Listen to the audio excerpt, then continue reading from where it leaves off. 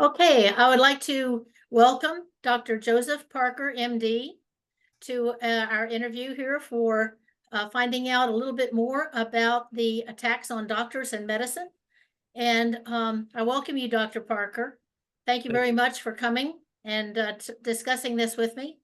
And I appreciate that. And first, I would like for you to introduce yourself and give the audience a little bit of information about your background. Sure. I was born in Kansas, but I grew up in rural Arkansas and joined the military to go to college, the Marines specifically. And after completing my bachelor's degree there, I then applied to the Air Force, and I was in law enforcement for a little bit in between, and then became an ICBM commander in the Air Force while I worked on my prerequisites for medical school, and then got into medical school, an excellent school actually, and then started my medical career. Okay, very good. And would you say that you got into what I've noticed about the profession of medicine is that by history, 78% of doctors in medicine are here to help people. Would you say that's why you went into medicine, was to help people? Always, it's always been my motivation. If being wealthy had been a drive, I would have gone into business. I was looking at Exactly. the CEO of Boeing got $32 million the year that those two planes went down. And I'm Yeah. thinking, boy, that's 32 million for doing such a bad job. Such a crazy world. Yes. Okay. So your practice was currently in or was in Arkansas, right? Yes, ma'am. Southeast Arkansas? Yes, ma'am. I had trained at several military institutions, and but had come back to Arkansas to study and practice first emergency medicine and then general medicine, and then in Arkansas, the Arkansas Medical Practices Act actually requires that all doctors be willing to treat chronic pain. And so I took extra training. I studied under a board certified pain specialist and went to Harvard for extra courses and studied what was called pain management for the primary care physician, which is something offered through Harvard. And I did that from 2006 to about 2016, so about 10 years. I studied pain management. In 2016, I became interested in addiction, and pardon me, and an addiction certified psychiatrist asked me to help set up a Suboxone clinic in this area because we didn't have anything down here. And that's, I think, one thing that a lot of I don't think the DEA realizes or cares that in some areas you're it. The local doctors have to do a little bit of everything, and over the years, as treating pain got more complicated, fewer and fewer doctors wanted to do it. So a lot of primary care physicians just refused. So we were the last general practice clinic in this area. There were other physicians, but we were the last full comprehensive care clinic that was willing to accept people with chronic pain.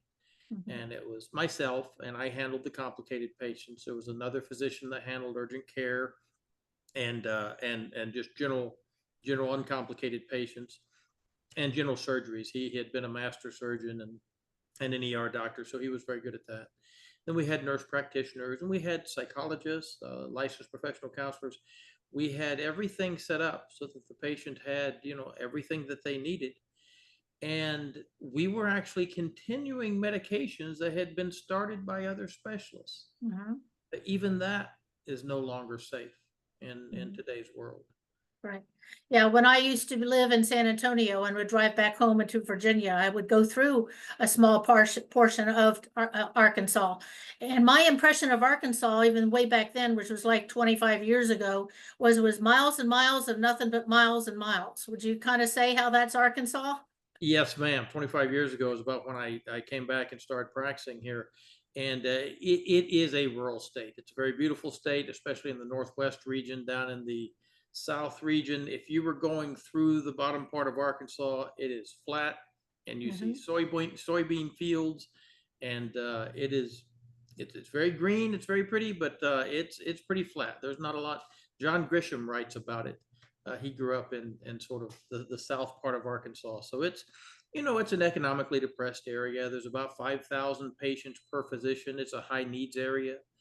And so, coming down here it was not lucrative, but it's where I was needed.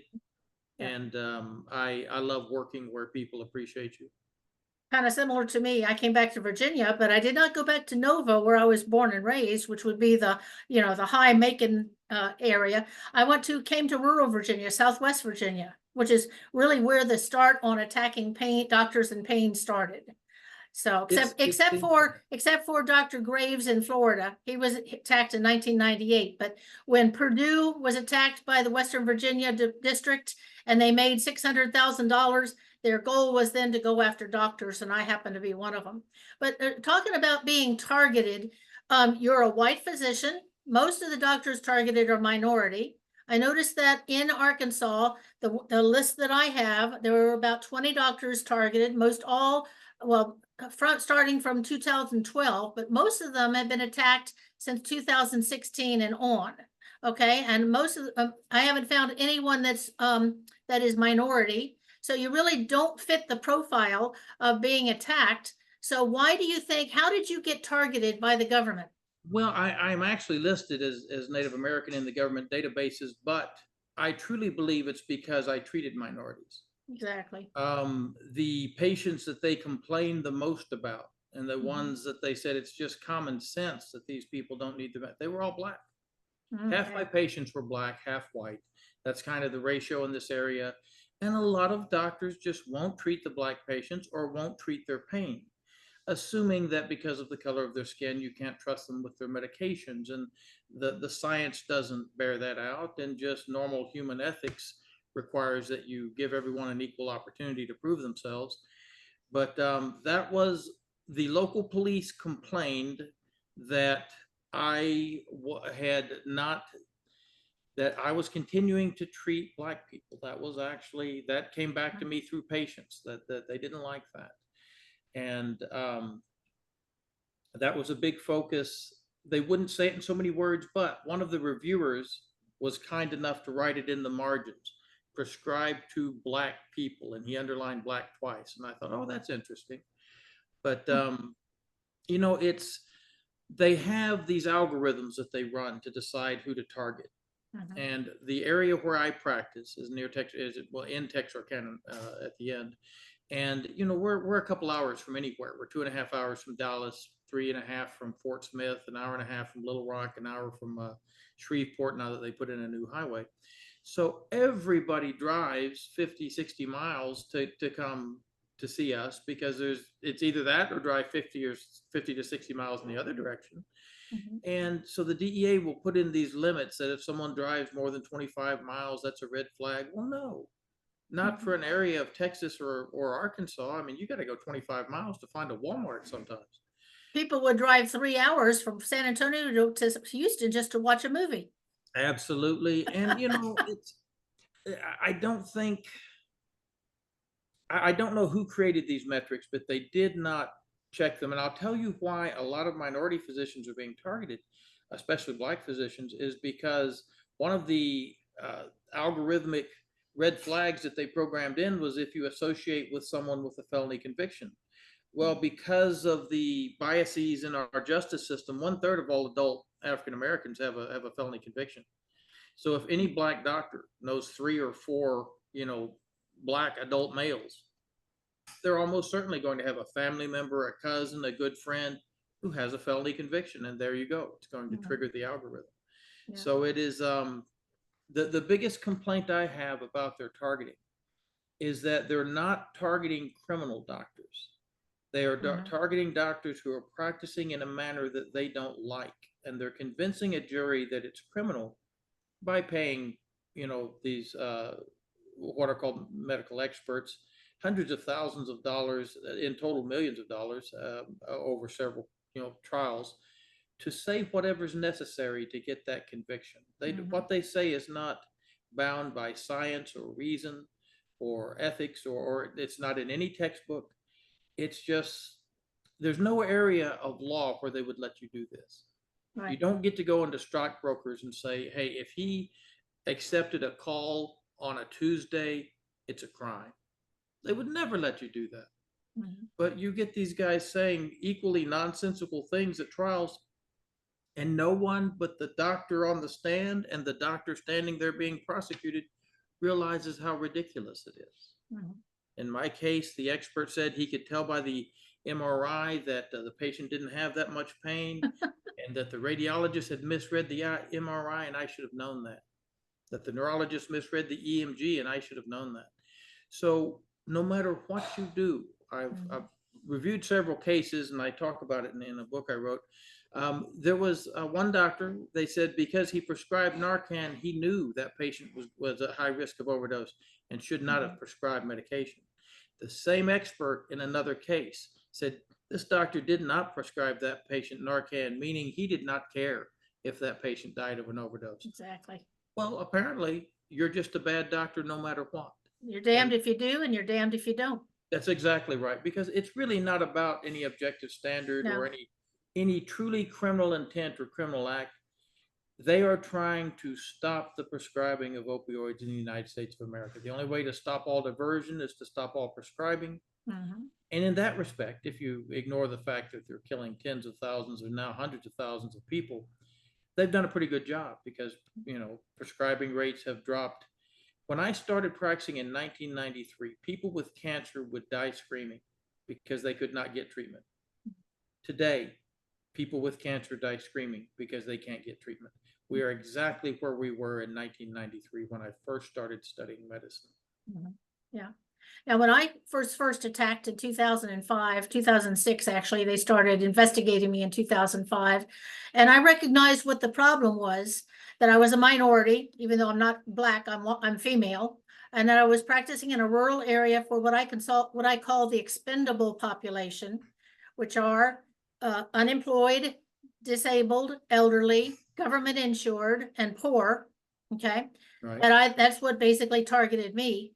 And that seems to be the case in you. That would you say that the expendable ma'am. population, the government is actually running to the bank on this by targeting doctors that treat minorities and that treat expendable people, because they Absolutely. don't care whether they die or not. They're perfectly okay with a lot of our citizens dying.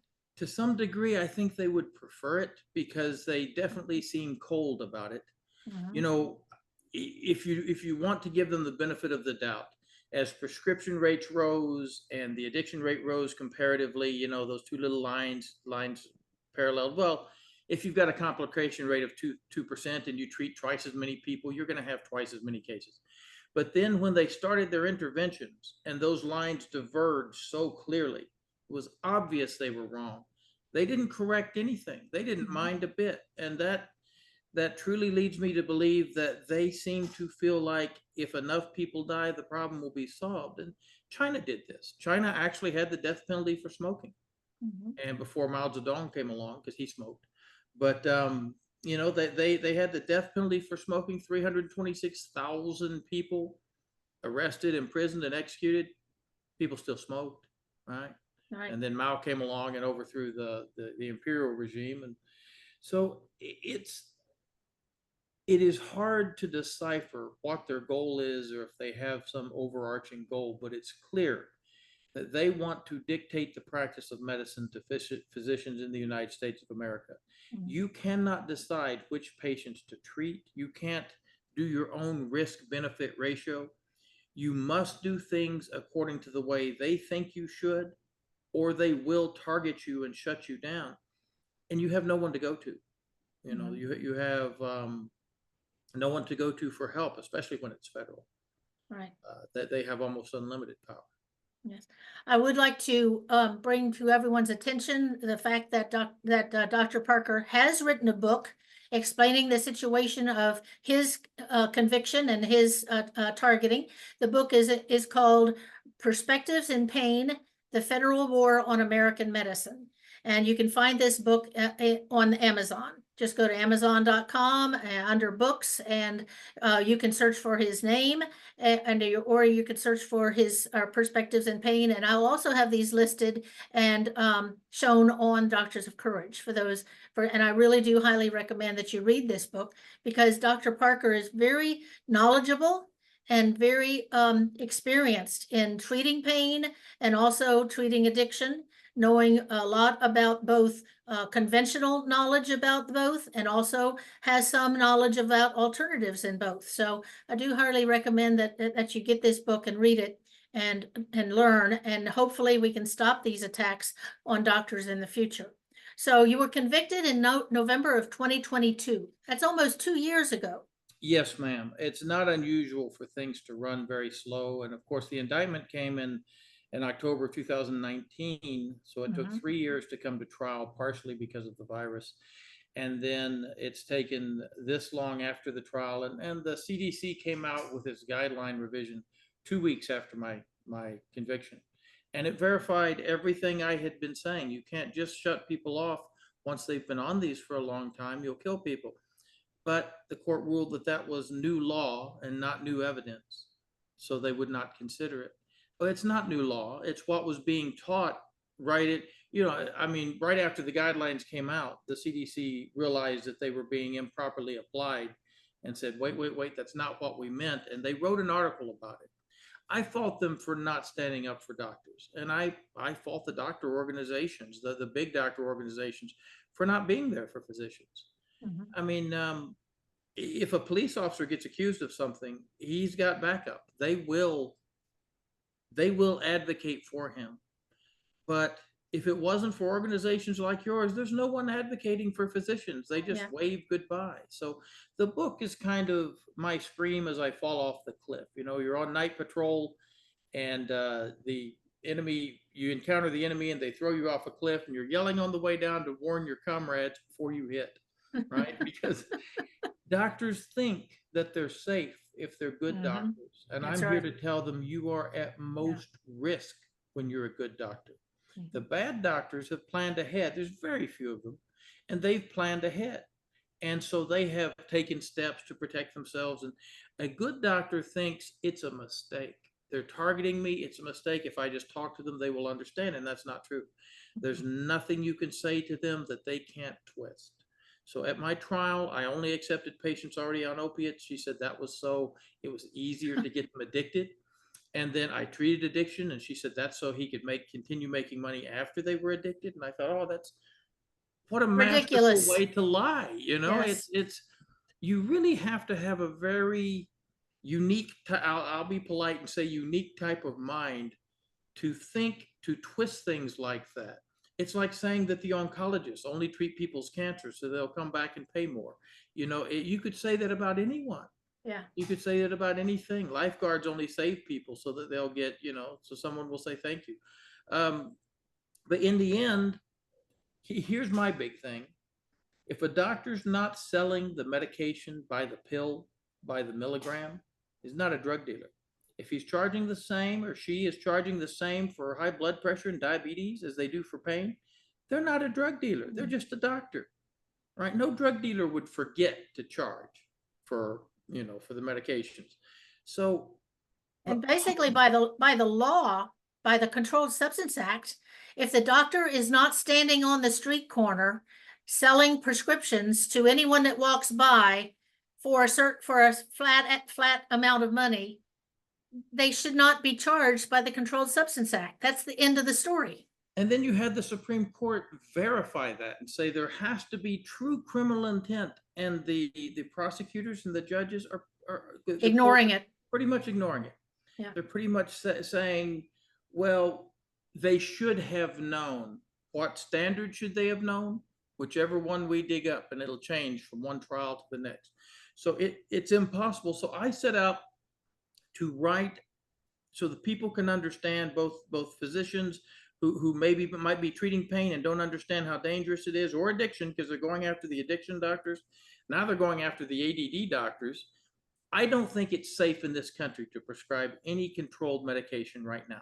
If they Agreed. haven't come after you, it's not because they can't, it's just because they just haven't felt like it. Now, there are three big threats, and see if you recognize these. There are three big threats to your practice.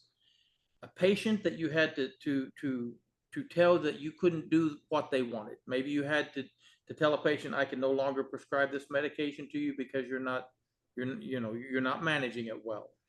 That's risk number one. Number two is a person you have to fire. right? A patient you have to fire, an employee you have to fire. A doctor here in Arkansas, I just saw where one of them accused him of all kinds of stuff, and the other people at the clinic said, no, no, no, no, no. That's not what was going on, right? But they threw in over prescribing. And they listed how much. They said he prescribed 480 hydrocodone. I thought, well, that's a lot. And then one of the doctors asked, well, was that over what period of time? Well, that's over 1 year. I'm saying, okay, well, that's 40 a month. That's only, that's not even two a day. Why are you putting it out like that? No one says that. If I say drink 3 8-ounce glasses a day, no one says Dr. Parker told me to drink a swimming pool over a year, right? So, but that's what they get away with. They confuse people with big numbers and stuff. So I break it down as to how they're doing that. And the third threat is a jealous competitor. And I would bet that's what got you. So you're a female doctor practicing in Virginia, and if you're popular and people like you, your competitors will say they only like them because they give them what they want. And that gets around, and it builds. And of course, there is the business of medicine. Shutting down your competitor can be enormously lucrative. Yeah, the competition for me was a hospital chain Mhm. at the back, when you remember, it was called Columbia HCA. Its house was in Chattanooga, Tennessee, but it had offices or clinics in Texas. And back then, the president was Rick Scott, now Senator of Florida. And I charged them with fraud, which they were doing, and that was in '96. And then I got basic, and then also because I could heal patients, because I did alternative medicine instead of sending everybody to get all the interventional things done. No one, once they started to see me, ever crossed the hospital doors again. So I was a competition, and the government actually with the what is now Pulaski Hospital, because they left the Columbia HCA system when they did get charged with fraud from a Texas hospital. They broke that system up, but I did get charged. Basically the collusion between the hospital and the government, which I don't really understand, because I was saving the government billions of dollars, and the hospitals charged the government billions of dollars, but there's a collusion there. Irregardless of the fact that healthcare has cost us so much money, like you said, primary care physicians should be able to treat pain, and which I did, which you did, and we do it better than the interventionists. Of course, because the interventionists, they actually don't want, they're not into medical pain management. And we also did a lot of education on exercise and meditation and all kinds of things people could do to get themselves to a better place. And you can really make people mad if medicine is a business. And I'll give you an example. There was a Cherokee nurse practitioner that had a practice. The hospital had been shut down for fraud in this little town, and she started these a primary care practice, and it got big because the hospital was shut down, right? Well, they started building a new hospital, and I warned her. I said, you need to go ahead and sell now while you're doing well, because when they finish that hospital, they're going to come after you. Sure enough, the DEA raided her clinic, all kinds of charges. They've dropped half of them now, but it doesn't matter. They've shut you down. The minute that hospital opened its doors, or within a few weeks, shut down, and all those patients now go to the hospital.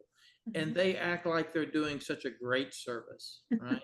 You can accuse anyone of fraud. There is not a physician. I've studied over 400 physician prosecutions. Bring me the charts. What was it? I think it was the head of the predecessor to the KGB, the NVD or NVK.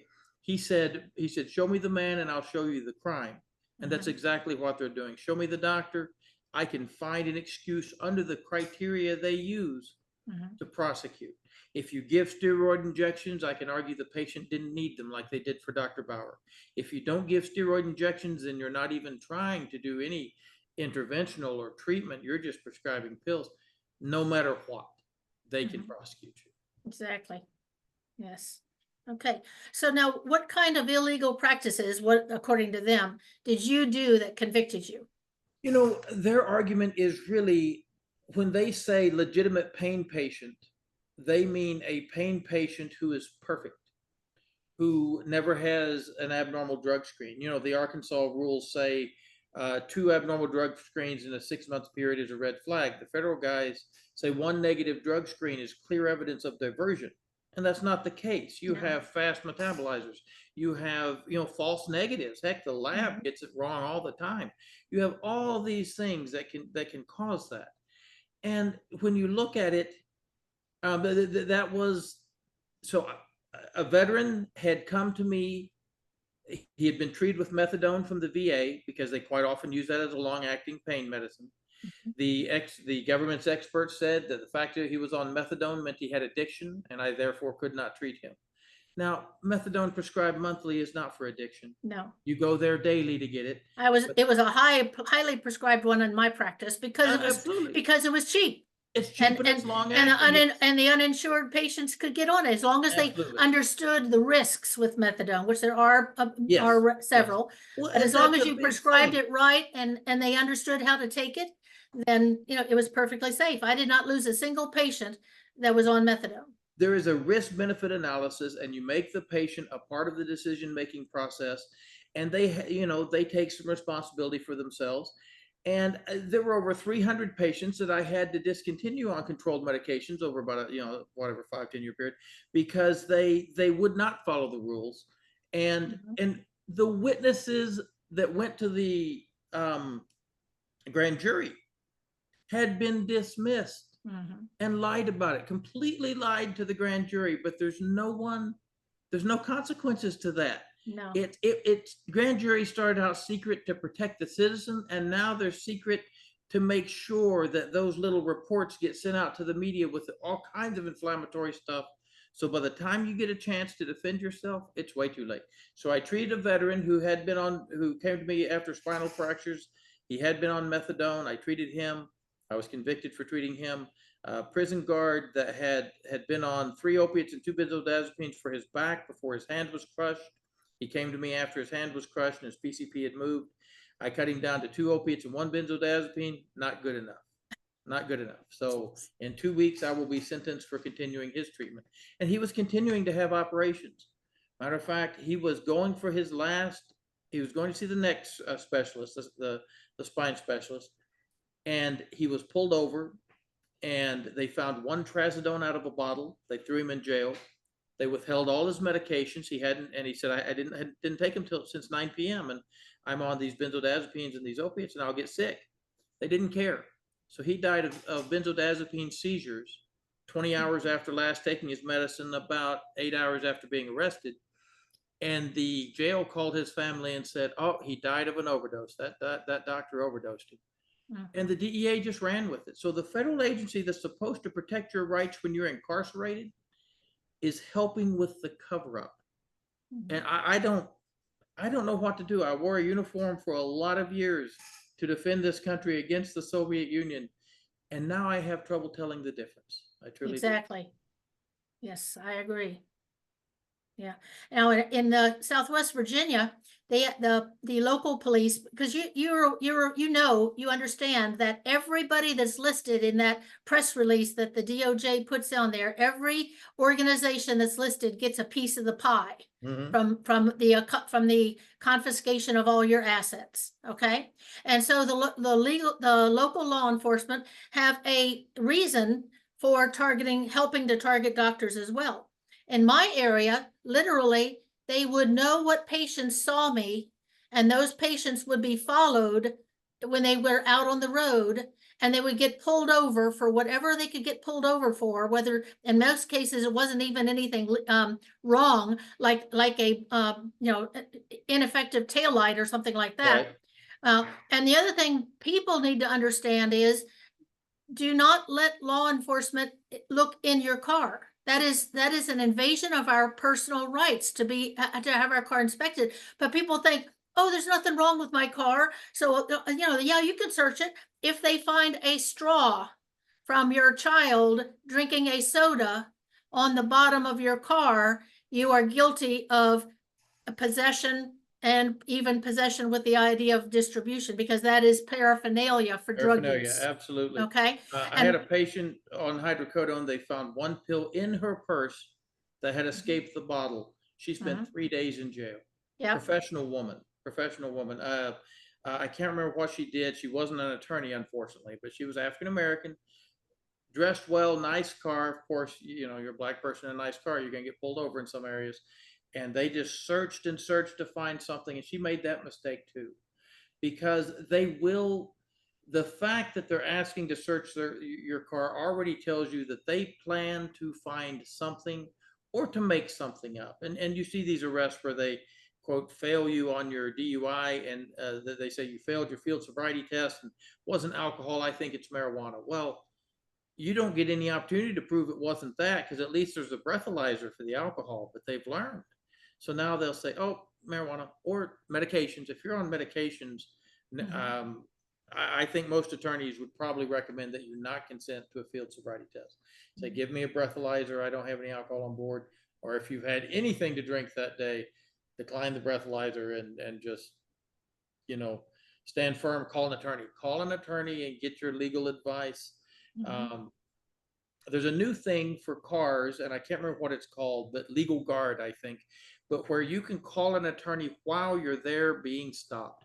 You can hit that button, they'll put you through to an attorney. It's like a monthly fee of like maybe $15, but it's to make sure that you have an attorney on the line while you're talking to that officer. Because that's the other thing.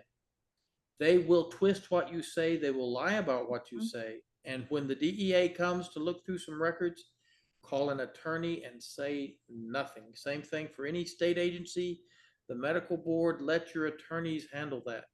Because even when they're not trying to lie, because of their perceptions, they will misremember what you say, they will develop tunnel vision, and anything you say good, they will disregard and forget. Anything you say they can twist will be twisted almost into a singularity, and then it will be there on the report. mhm. Right? Like I, if they ask, you know, some of your patients are selling their medicine, the doctor might say, well, it's impossible to stop all diversion. The doctor admitted he knew some of his patients were diverted medication, right? And so now yep, you're toast. And that's not what you were saying at all. You were just saying it's impossible for me to know. I don't follow them at home. yeah, And we don't have an army of undercover people like they do. yeah. I had a doctor ask me one time from I think the pain committee.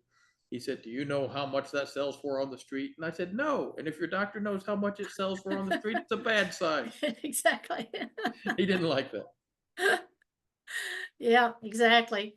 And like you said, all of this that they're doing against us, against the citizens of this country, is all not democratic, not American.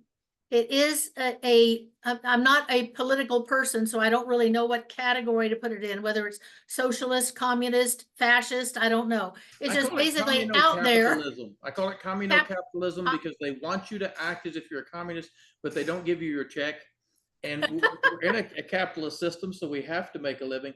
What it truly is, it is the destruction of the independent practice of medicine. 70% of doctors used to be independent, 30% employed. mhm, Now it's reversed, mhm, and the independent physician will be gone because the giant exactly. healthcare conglomerates, they see independent physicians as a threat. They see physicians who don't take insurance as a threat. And when the FBI joined with them and said, help us identify the bad doctors, the health insurance company said, bad doctors make us spend money on our beneficiaries, and they're independent. And not a single major corporate physician has been prosecuted in this nation. 3,000 doctors Yes, prosecuted. Not a exactly. single giant corporation has been targeted. You don't see them going after, the Cleveland Clinic or the Mayo Clinic and say, oh, this doctor prescribed too much. Mhm. They know that that would be a serious fight. So even if you have millions of dollars, they just love that because they Yeah. can just take it. And the DEA said, let's go where the money is and the guns are not. Mhm. So rather than stop the fentanyl pouring across the border that's killing tens of thousands of people still, they decided we'll just blame it on doctors and that'll be so easy. It's safe and easy. We can run in with machine guns, nobody shoots back. They Mhm. get to look tough and take all your property. Yeah. I got one over on them because I've never had much. This is not a part of the country that you become rich in. So, all I Yeah, have. exactly. With me, I mean, they were able to take my office, but that was really only worth a couple $100,000 because the rest was owned by the bank. And then when they tried to take my house, I had so much of a lien against my house that they just said, well, that's no good. Then they tried to take my husband's house, who I had married in 2007, and this was in 2012, and we held up our prenuptial agreement. And you should have seen the look on her face of disappointment when she couldn't take my husband's, the one I'm sitting in right now. Okay, It's all it's all about about the money. money and the perception that they are doing something. And Mhm. that's as Soviet as you can get. When Russia was launching the Kinjal missile into Ukraine and the Patriots started taking it out of the air, he started locking up rocket scientists. And one of the attorneys for the rocket scientists said this guy he did a good job. It's not his fault. And the KGB guy that was arresting him saying, well, the FSB now said, we know it's not, but we've got to do something. Mhm. So that's what they're doing. It's a perfect distraction from their failure to secure the commercial checkpoints and to stop the fentanyl. It helps the large healthcare conglomerates maintain their monopolies. And Which in my opinion helps the government actually lose patients, because hospitals now have almost a um a a mantra about people who, like for example, when my husband went in with a cardiac arrest because of something back a few years back, the doctor said, oh, he needs to be DNR. I said, no, he doesn't. He was just walking 2 miles a day yesterday. He doesn't need to be DNR. But as soon as you reach a certain age, the hospitals are just as soon, and they can't make money on you. right. So as soon as all their money making opportunities are gone, it's a case of, oh, well, this person just needs to be, you know, Well, taken out. when I started in medicine, an administrator would not dream of even suggesting that he influence a physician's medical decision based Mhm. on money. Mhm. Now they will call you and tell you what you can do, and they will Mhm. fire you if you don't. Exactly. So the practice of medicine, I don't recommend it to young people right now. No, It I don't is either. it's safer to They join have the destroyed Marines. our profession. Oh, completely. And it will take 4 generations to get it back.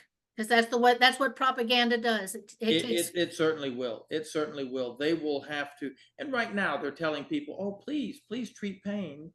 Please treat addiction. We can't get anyone to treat someone." Good luck with that. No one's going to treat that at all. When you see good doctors going down, doing their best.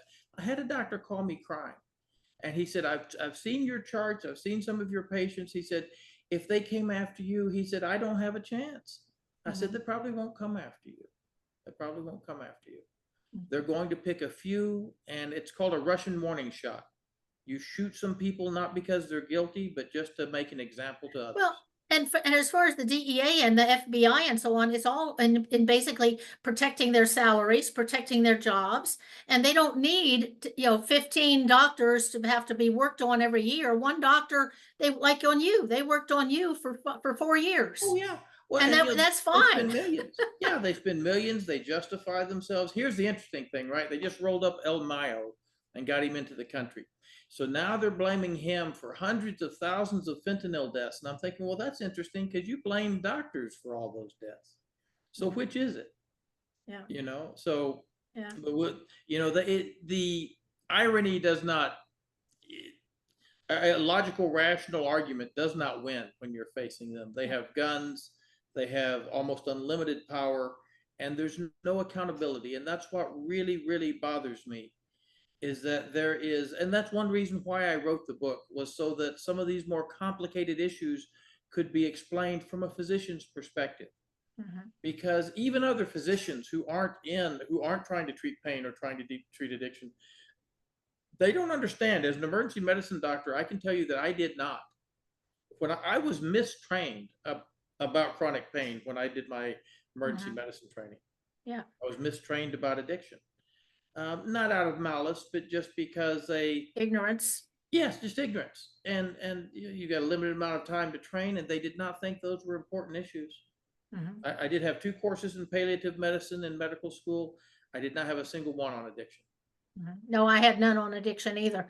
And so now, to kind of wind things up, because we have been talking for quite a while here now.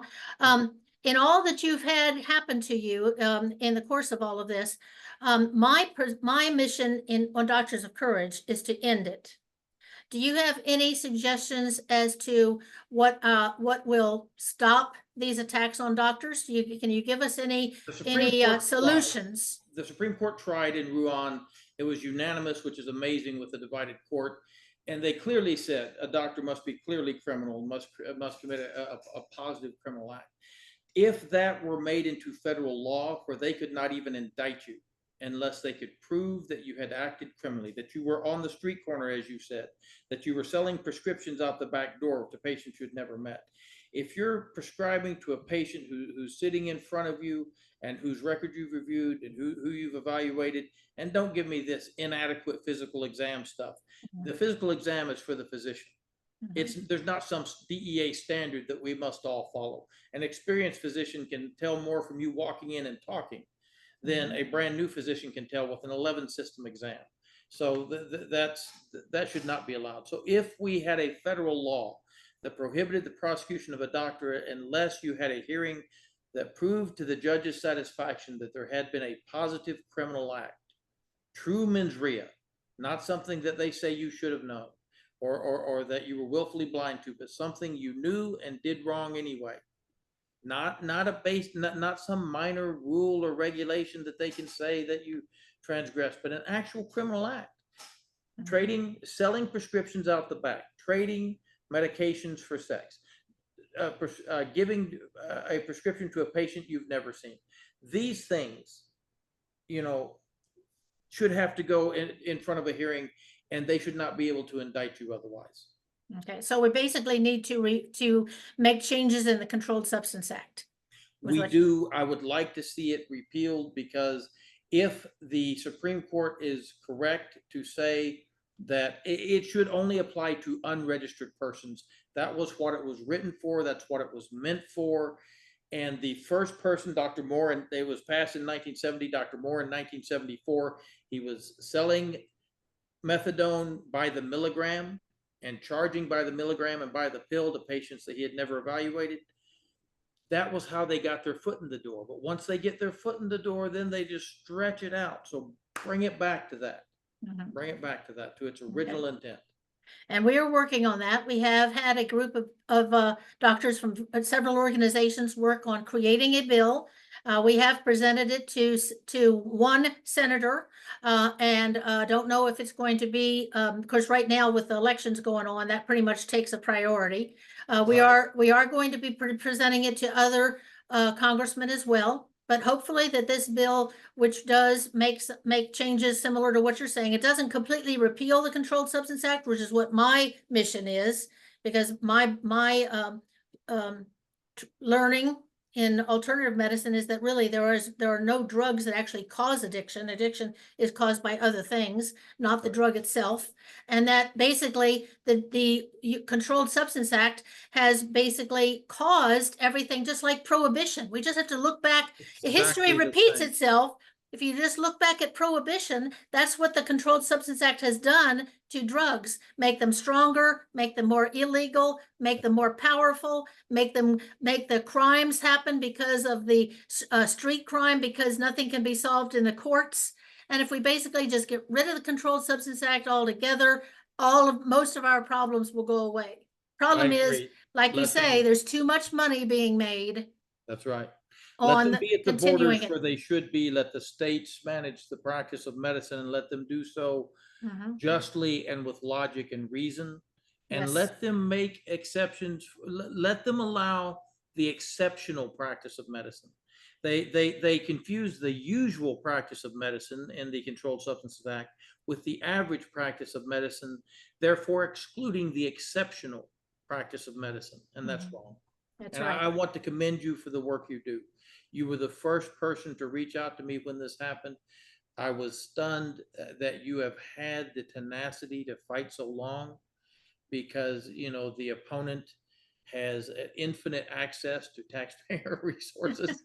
And I have just been really so impressed with you and what you've done. Well, thank you. Thank you very much. Of course, my feeling is I'm alive, so it means I'm really not a threat. When I see the drone hovering over the house, I know that I finally made my point.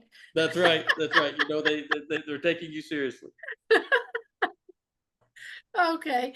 So anyway, do you have any final words for the No, audience? thank you so much for the opportunity to speak, and we'll hope things go well in 2 weeks, and I'll keep you updated. And I Okay. appreciate you very much.